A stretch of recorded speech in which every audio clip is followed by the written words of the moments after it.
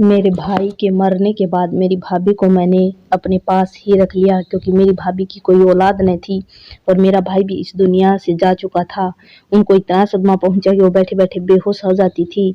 मेरा पति उनको डॉक्टर के पास ले जाता और फिर वापसी पर मेरी भाभी बहुत खुश होती और काफ़ी सारा सामान लेकर घर आती। एक दिन भाभी बेहोश हुई तो मैंने पति से कहा कि आज मैं भी उनके साथ जाऊँगी। ये सुनकर मेरी भाभी को होश आ गया। फिर एक दिन भाभी को मेरा पति अस्पताल ले गया।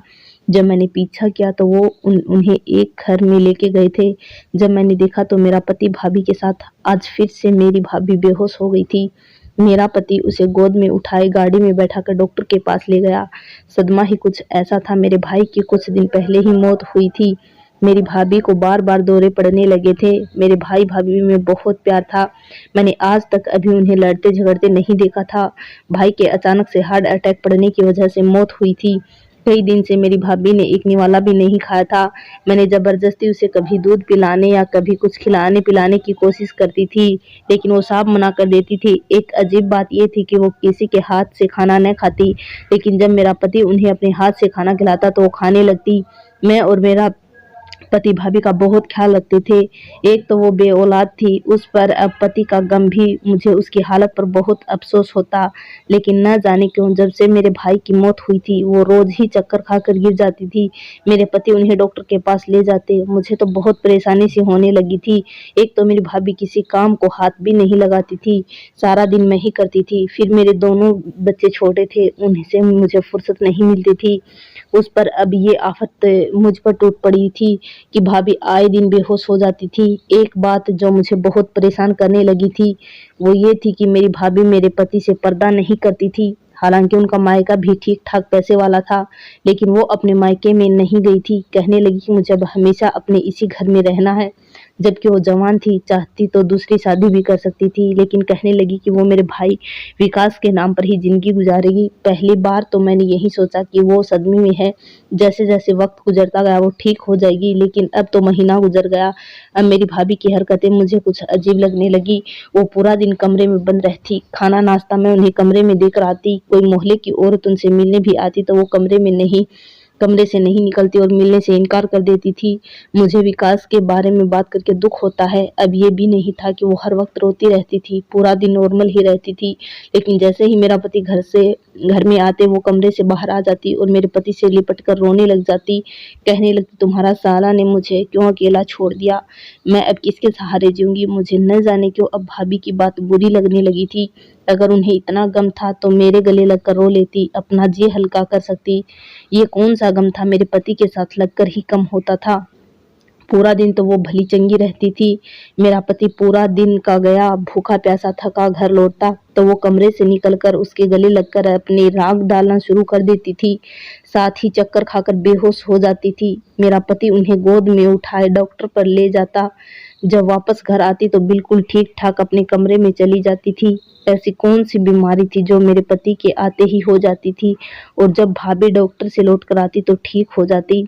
मेरा पति भी बिना नाक मुँह बनाए मेरी भाभी के काम के लिए तैयार हो जाता और अगर मैं किसी काम के लिए कह देती तो मना कर देता था कि अभी थका हूँ, नहीं जा सकता, तुम्हें मेरा एहसास होना चाहिए। सारी ज़िम्मेदारियाँ अब मुझ पर आ गई हैं। मैं चुप हो जाती क्योंकि वो मुझे साफ-साफ जवाब दे देता और भाभी को कुछ ना कहता। मेरी भाभी जवान थी, मेरे पति की हम उम्र थी। मेरे भाई मेरे पति से कुछ साल बड़े। उनकी शादी के फ़ौरन बाद मेरी सास भी चल बसी थी और ससुर पहले ही जा चुके थे। घर में बस हम ही रहते थे। इन्हें भी पसंद करने मेरी भाभी आई थी। देखने में मेरी भाभी बहुत खूबसूरत थी, लेकिन मैं भी एक आम शकल सूरत की मालिक थी। मेरे पति भी काफ़ी हैंडसम थे। वैसे मेरा भाई मामूली शकल सूरत के मालिक थे, लेकिन व्यवहार में बहुत अच्छे थे। जितने दिन ससुराल में थी, दिन बहुत अच्छे गुज़रे थे। मेरे भाई मेरे साथ बिल्कुल छोटी बेटी की तरह से पेश आते थे। मेरी भाभी से भी आप कहकर बात करते थे। कभी ऐसा नहीं हुआ था कि मेरी भाभी ने कोई फरमाइश मेरे भाई से की हो तो वो पूरी ना की हो। मेरे पति मुझे शुरू से ही खींचे-खींचे रहते थे। शादी की रात मुझे देखकर ही न जाने क्यों मेरे पति का मूड ऑफ हो गया था। मुझे सीधे मुँह बात भी नहीं की थी, बस हर वक़्त मुझ पर गुस्सा करते रहते थे। 3 साल के बाद मेरे 2 बच्चे हो चुके थे। मेरी भाभी बेऔलाद थी।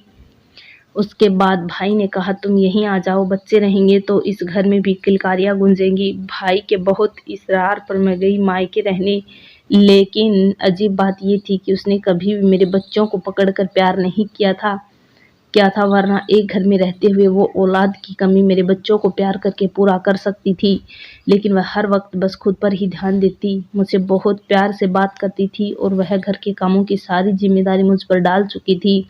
और खुद कभी जिम जाकर अपनी फिटनेस का ख्याल रखती थी, तो कभी पार्लर जाकर बस अपने हुस्न को चमकाती रहती थी।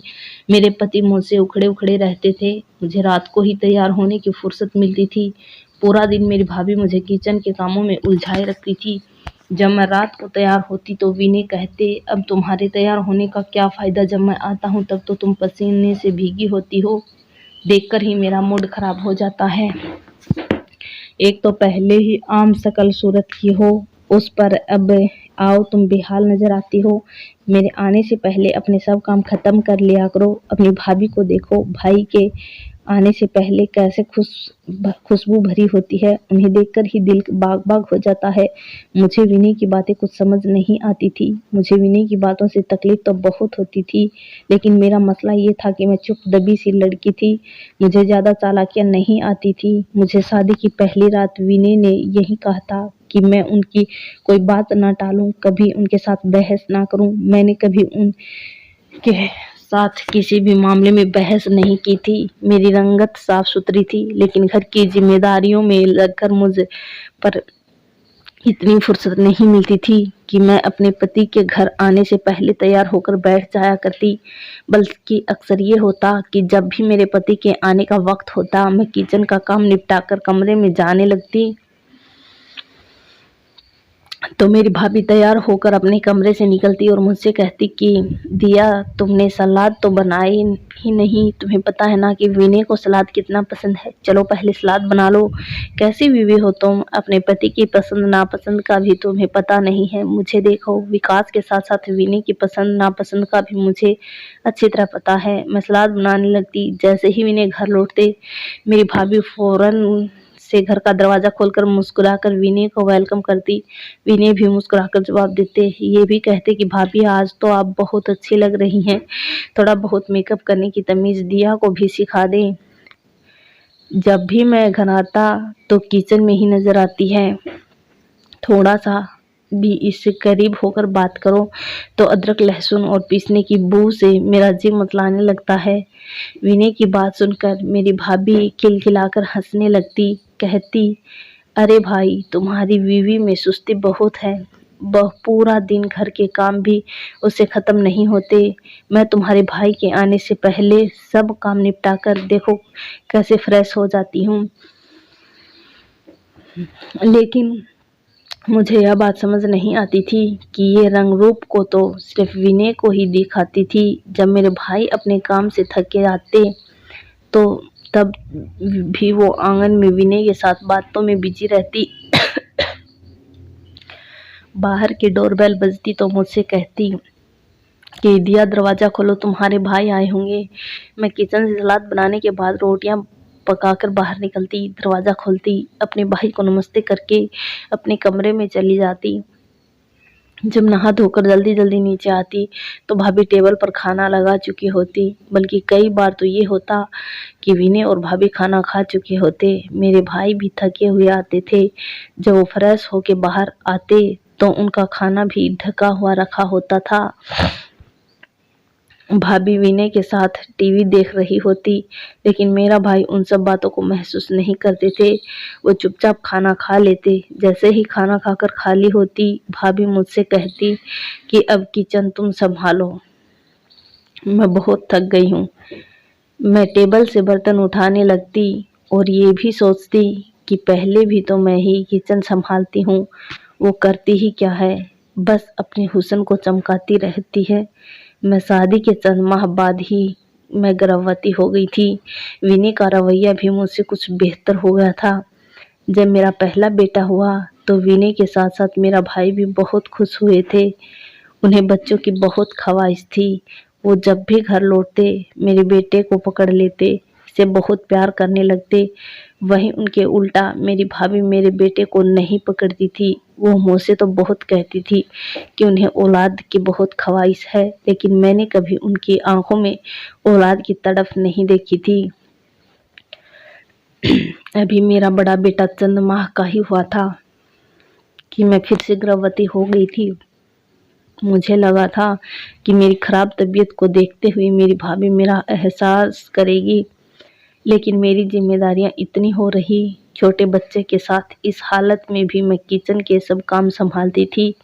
अगर कभी विनय से शिकायत कर भी देती थी कि भाभी मेरी बिल्कुल मदद नहीं करवाती, तो वो मुझ पर चिल्लाने लगती, कहते कि तुम अब जाहिल औरतों की तरह लगाई बुझाई शुरू कर दो ताकि हमारे घर में फसाद पड़ जाए। भाभी भी तो है, मजाल है कि उन्होंने कभी तुम्हारी बुराई की हो मुझसे, क्योंकि वो घर बनाना जानती है, रिश्ते निभाना जानती है, तुम्हारी तरह नहीं है। खबरदार दोबारा भाभी के खिलाफ कुछ कहा, जरा सा काम क्या चढ़ गया है, तुम तो मेरे सिर पर चढ़ गई हो। विनय मेरी बात सुनते ही नहीं थे। मुझे समझ नहीं आती थी कि भाभी दिन भर करती क्या थी। किचन की सारी जिम्मेदारी मुझ पर डाल रखी थी। सफाई, कपड़े धुलाई वो कर लेती थी, बाकी करने को बचता भी क्या था। दूसरा बेटा होने पर मैं बिल्कुल घनचक्कर से बनकर रह गई थी। अक्सर ऐसा होता कि मैं बच्चों और घर की जिम्मेदारियों में विनय को बिल्कुल वक्त नहीं देती थी। बाकी मैं दिन भर की थकी होती थी, लेटते ही गहरी नींद सो जाया करती थी। खुद के लिए भी कुछ वक्त नहीं मिलता था। और अजीब बात यह थी कि विनय ने मुझसे शिकायत करना छोड़ दी थी। मुझे तो यही लगा कि विनय मेरी मजबूरी देखकर मेरा एहसास कर रहे हैं, लेकिन हकीकत कुछ और ही थी। चंद माह पहले की बात है। मेरा भाई जब बहुत चुपचाप रहने लगा था और सिगरेट भी बहुत ज़्यादा पीने लगा था। सिगरेट वो तब भी पीते थे जब कोई टेंशन हो, लेकिन अब तो हर वक्त सिगरेट पीते नजर आता था। किसी गहरी सोच में डूबे रहता था। मेरी भाभी की वो ही रूटीन है,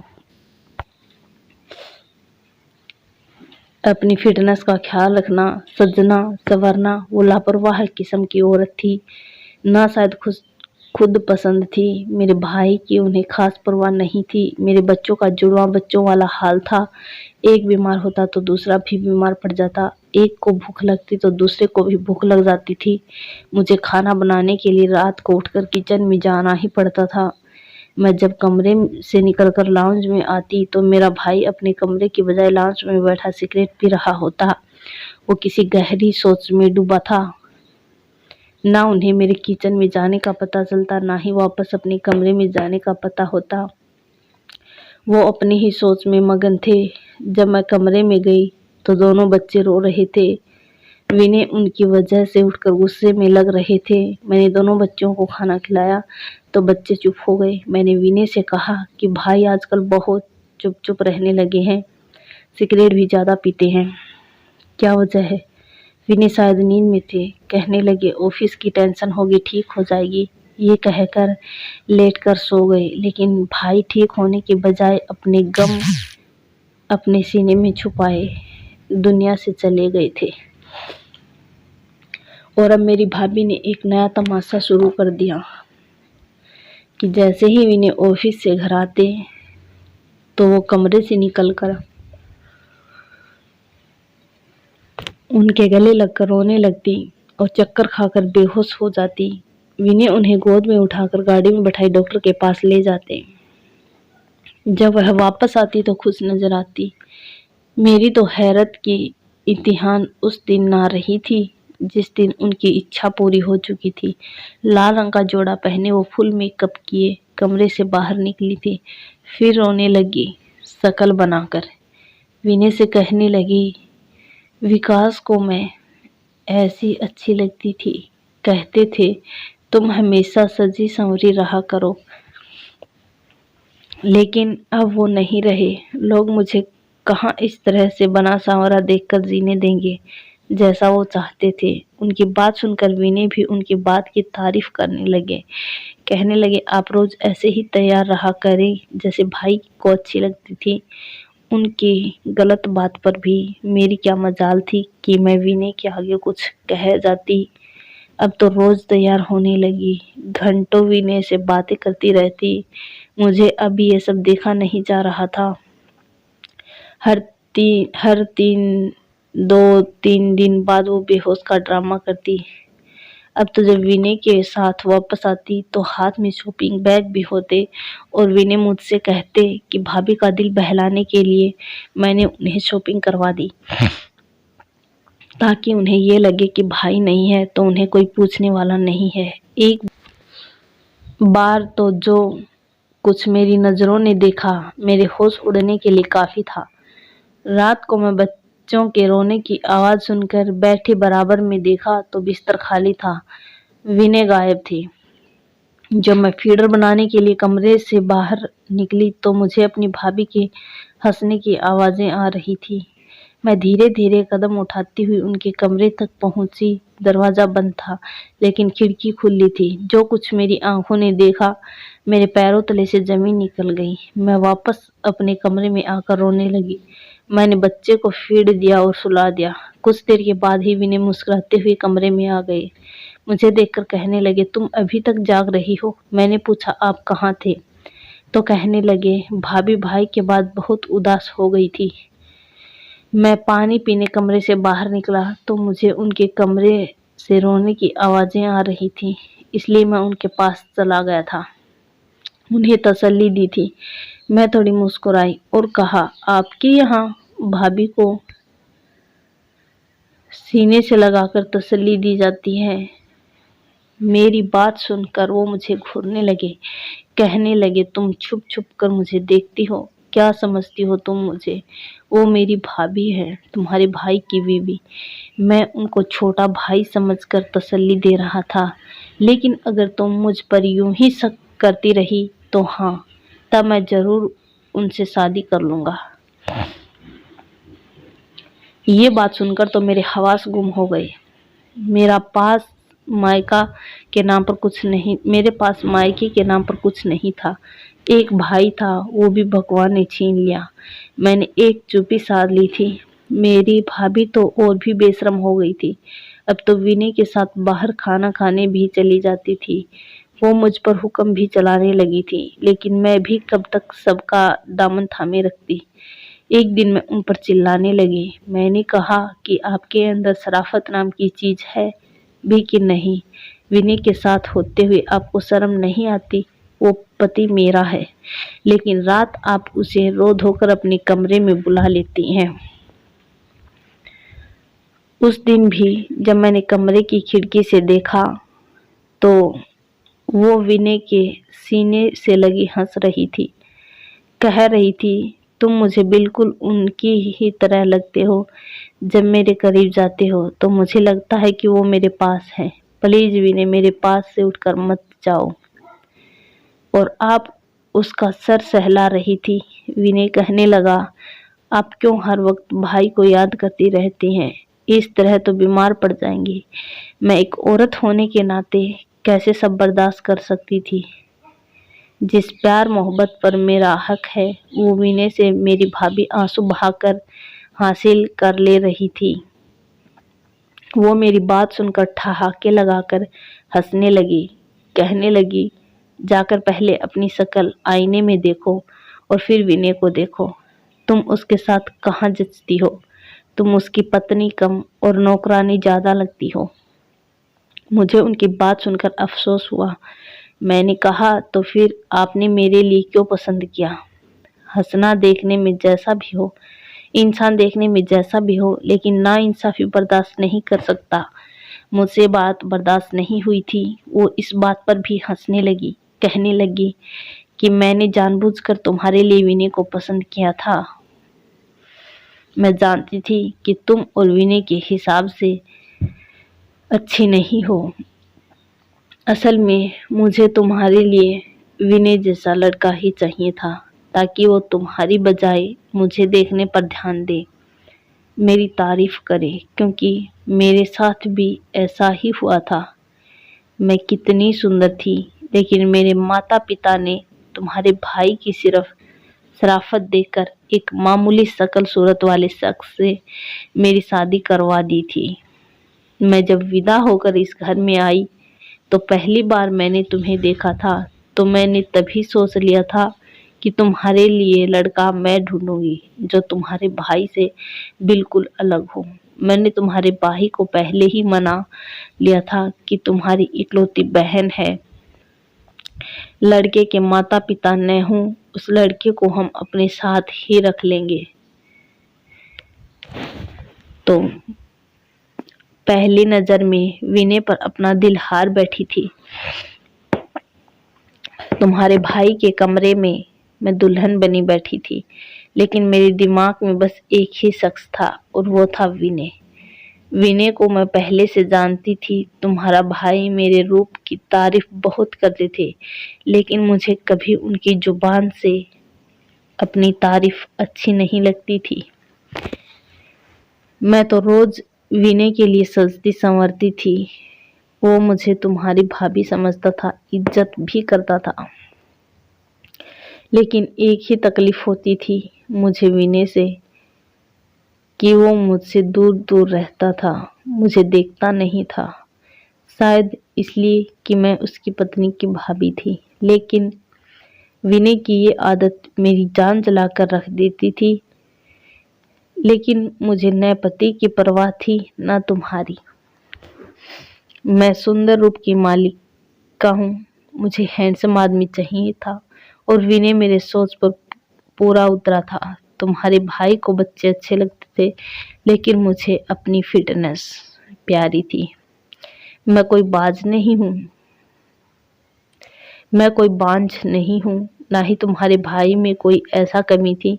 मैंने खुद ही बच्चों का झंझट नहीं पाला, क्योंकि मैं तुम्हारे भाई से दूर रहने के और विनय से करीब होने के बहाने ढूंढती थी। मैं धीरे धीरे विनय से बातें करने लगी, उसके साथ वक्त गुजारने लगा। तुम्हारे भाई को यही लगता था कि मैं विनय का ख्याल रख रही हूँ ताकि उसे माँ की कमी महसूस ना हो। जब भी विनय ऑफिस से वापस आता, मैं तैयार होकर उसके सामने आती। फिर मैं विनय से खुद पूछती कि मैं कैसी लग रही हूँ, क्योंकि मैं चाहती थी कि वो मुझे देखे और मुझे देखकर मेरी तारीफ कर सके। तो मैं हवा में उड़ती फिरती थी। अगर तुम मुझसे ज्यादा सुंदर होती तो वो तुम्हारी तरफ खो जाता, और ये मुझसे बर्दाश्त नहीं होता। तुमसे शादी के बाद मुझसे शिकायत की थी कि मैंने उसके लिए तुम्हें क्यों पसंद किया। कहने लगा कि भाभी कोई अपने जैसी लड़की ढूंढ देती। यह सुनकर तो मेरा दिल ही झूम उठा। तुम्हें मैं हर वक्त इसलिए किचन में उलझाए रखती थी ताकि तुम कभी भी विनय के दिल में घर ना कर सको। वक्त यूं ही गुजर रहा था, लेकिन तुम्हारे भाई को मुझ पर शक हो गया। उन्होंने मुझसे मुंह से तो कुछ नहीं कहा, लेकिन ये गम दिल को लगा लिया। वो मेरी आंखों में विनय की मोहब्बत को देख चुके थे। मैं उनसे विनय के लिए मोहब्बत का इजहार भी कर चुकी थी। ये भी कह चुकी थी कि वो मुझे बिल्कुल पसंद नहीं है। मैं उनके साथ मजबूरन जिंदगी गुजार रही हूँ। उसके बाद से तुम्हारे भाई कमरे के बजाय लाउंज में सोने लगे थे, चुप चुप रहने लगे थे। शायद इनसे ये बात बर्दाश्त नहीं हुई, इसलिए मेरी उनसे जल्द जान छूट गई। और अब विनय की सारी हमदर्दियां मेरे साथ हैं। वो दिन दूर नहीं कि जब विनय मुझसे शादी करके तुम्हें धक्के देकर घर से बाहर निकालेगा। मैं हैरत से फटी फटी आंखों से अपनी भाभी के गंदे इरादे सुन रही थी। जब बाहर का दरवाजा खुला देखा, विनय बड़े गुस्से से अंदर आ गया और एक जोरदार तमाचा मेरी भाभी के मुंह पर मारकर कहने लगे कि मैं आपको अपनी बड़ी बहन समझता था और आप ऐसी घटिया सोच रखती हैं। मेरे बाप जैसे भाई को अपने मौत के घाट उतार दिया। अभी अभी यहाँ से दफा हो जाए, वरना मैं आपको जान से मार डालूंगा। जिस गुस्सैल अंदाज से विनय बोल रहे थे, लगता था कि वह भाभी की सारी बातें सुन चुके थे। मैं दिल में अपने भगवान का शुक्र अदा किया, क्योंकि मेरी बात पर तो शायद कभी भी भरोसा ना करते। मेरी भाभी की सच्चाई विनय के सामने खुल चुकी थी, इसलिए वो वहां से चली गई। विनय मुझसे नज़रें झुकाकर कहने लगे कि मुझे माफ़ कर दो, मैंने तुम्हारे साथ अच्छा नहीं किया। रिश्तों की खूबसूरती इसी में है, जो भी रिश्ता हमारा भगवान ने दूसरों के साथ बनाया है उसे उसी नज़र में देखा और गुजारा जाए, उसी में सबकी भलाई होती है। मेरे पति ने कहा, मुझे मेरी गलती के लिए माफ़ कर दें। मेरे दिल में उनके लिए बस हमदर्दी थी और कुछ नहीं। मैंने भी माफ़ करने में भलाई समझा।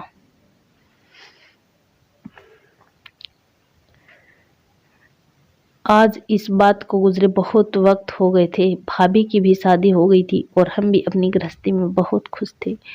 धन्यवाद दोस्तों। वीडियो पसंद आई हो तो लाइक करें, चैनल को सब्सक्राइब करें।